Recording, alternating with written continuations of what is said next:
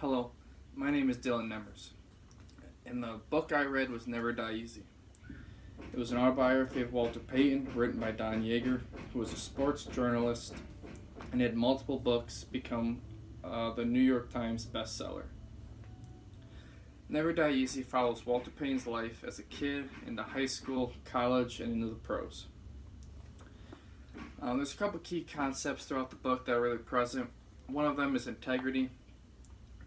Walter grew up with nothing as a kid. His parents were working two jobs. They didn't have much.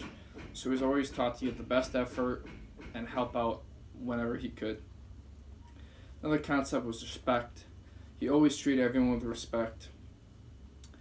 No matter what the situation was. He wasn't highly recruited out of high school. Partially because of the fact that he was an African American.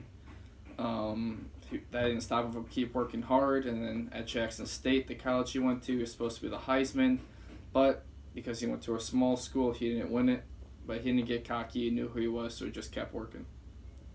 Another one is work ethic. He was always the hardest worker. He was the first one in, last one out type of deal. And then there's the fact that I didn't know, is he never lifted a weight until college. And everyone talks about how fast he is, how strong he is, and he relates that to he was being so strong because his mom ordered dirt every summer and he and his brother had to spread it out throughout the lawn. He took his dad's work boots and went running in them in the wet riverbeds. And he was just always being active, so he was always staying healthy, always moving, keeping his conditioning up. And one of the most important concepts in this book is a motto that Walter Payton lived by called Never Die Easy. And he really did live by this, not just on the field, but off too. On the field, he was always hitting opponents first, never running out of bounds, always giving the maximum effort no matter what the score was or how their season was going. Off the field, he was always doing charity work, making people laugh, having a good time. And when doctors finally diagnosed him with liver disease and gave him 1 day to live, he lived for 6 days afterwards. The most interesting part of this book to me was learning about Walter Payton's character. I'm a football guy myself, and I was really interested in learning about the 85 Bears, how he grew up in college days, and what stats he racked up. But learning about the man that Walter Payton was really motivated me to become better myself. That's why I think this book was written. I think the author wanted to inform everybody of how good of a man Walter Payton was and not just the player. Some issues in this book were racism and segregation. Walter grew up in that time period in his hometown of Columbia, Mississippi. There was two schools, a black school and a white school. And when they finally integrated, football really brought the community together. Everyone was like, I don't know how this is going to go. And then when the football season started, they won 7 games in a row, allowing the community to say, hey, we're all not that different. Walter Payton even said, we were just kids. We didn't know any better. And I completely agree with that. Kids don't know. They're just growing up, trying to live life. And adults are really the people who make things problematic. And, kids don't really understand everything. So if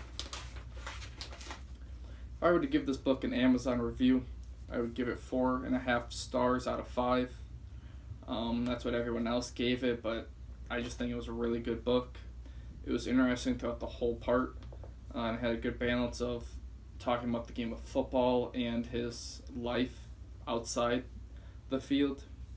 And it also had multiple explanations of who Walter was by teammates, friends, family, just about everybody you could think of. It was in the book.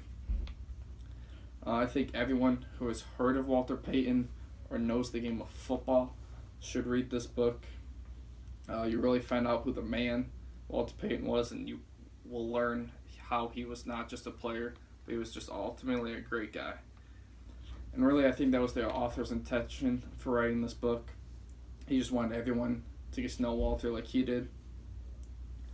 Connecting this back to sports and rec. Sports and rec management is a very broad field. There's many jobs. You can go into marketing, promote brands, people's names, or you can be like a trainer, help people out, or you can even be a coach and coach players and make them better, a better player and a better person. And I think that relates to this book because Walter Payton obviously was a football player, but he played through multiple injuries as a pro. In fact, he only missed one game, and that was because the trainers wouldn't let him play, not him.